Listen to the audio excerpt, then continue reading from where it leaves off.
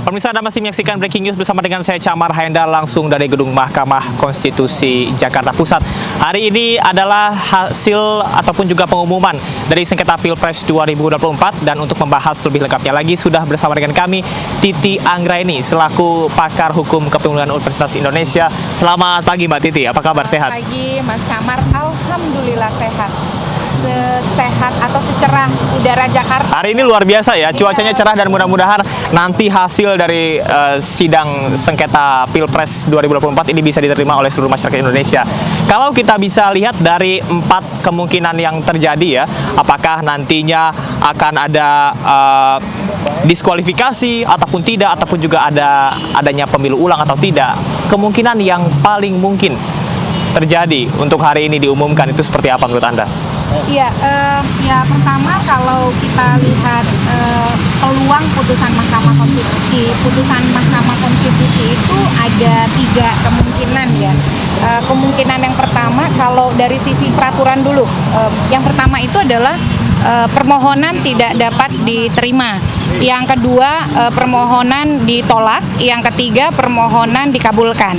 Itu sudah jadi pakemnya di dalam penyelesaian perselisihan hasil pemilu di Mahkamah Konstitusi. Nah, yang sekarang menjadi pertanyaan nih, putusan MK untuk yang ini akan yang mana? Kalau tidak dapat diterima itu tidak mungkin, karena itu berkaitan dengan persyaratan formil pencalonan, soal kedudukan hukum. Nah, itu para pemohon ini semuanya punya legal standing atau kedudukan hukum. Jadi pilihannya antara dikabulkan atau ditolak. Nah, kalau dia dikabulkan, apakah dikabulkan sebagian atau dikabulkan seluruhnya? Nah, ini yang kita kemudian pertama kepada semua pemirsa, sebelum kita sampai pada apa amar putusan atau jenis putusan, kita perlu juga mendengar pertimbangan hukum hakim. Karena pertimbangan hukum hakim itu berisi argumentasi, alasan, kemudian rasionalitas, logika, dan penalaran hukum hakim.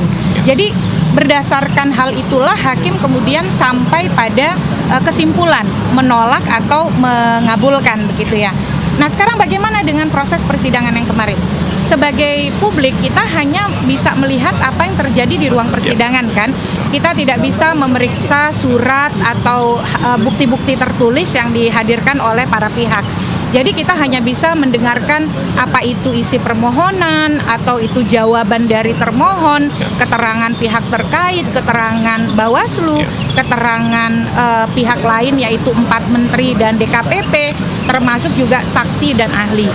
Nah, kalau saya perhatikan dan saya baca kesimpulan dari para pemohon, kan sempat di tanggal 16 April mereka menyampaikan kesimpulan ya.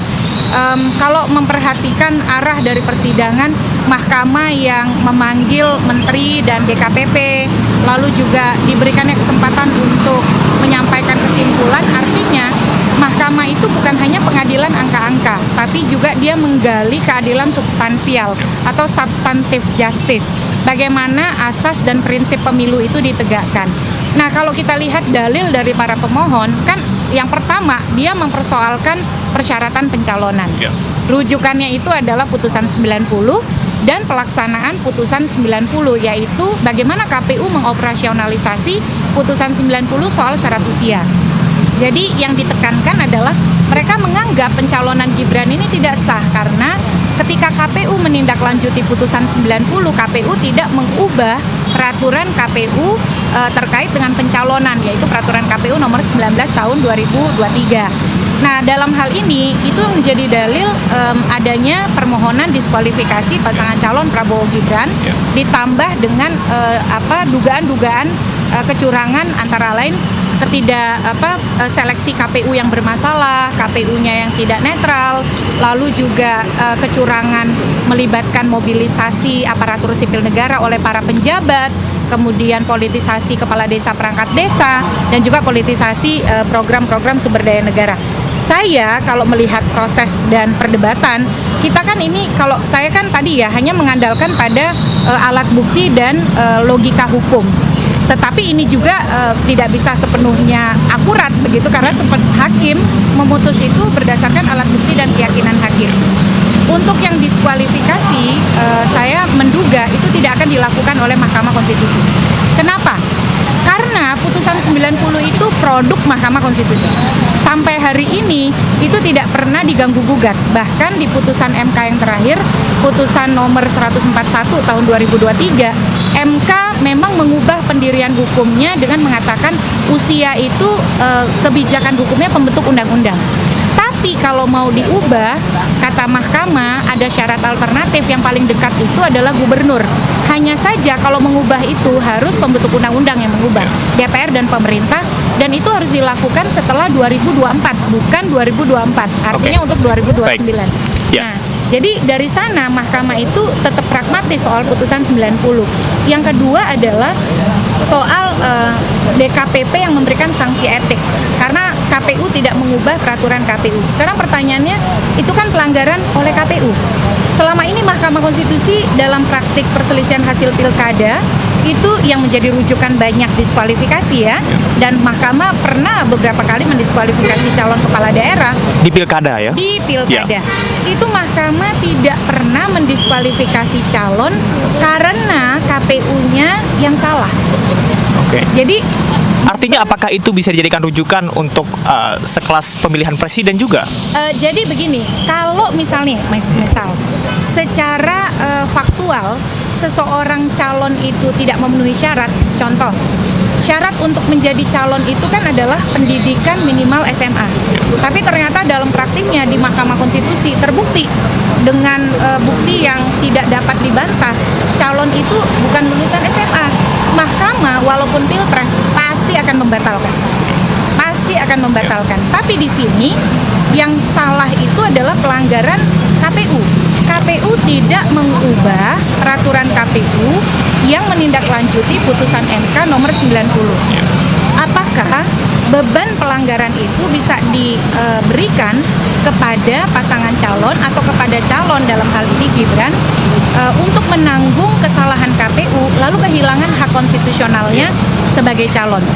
Kalau merujuk pada pengalaman pilkada dan pendekatan Mahkamah Konstitusi di dalam menyelesaikan perselisihan hasil yang mendiskualifikasi calon, hal tersebut tidak pernah terjadi. Oke. Karena ada adagium hukum begini, seseorang tidak boleh dirugikan karena pelanggaran yang dilakukan oleh pihak lain. Seseorang juga tidak boleh diuntungkan karena pelanggaran yang dilakukan oleh orang lain.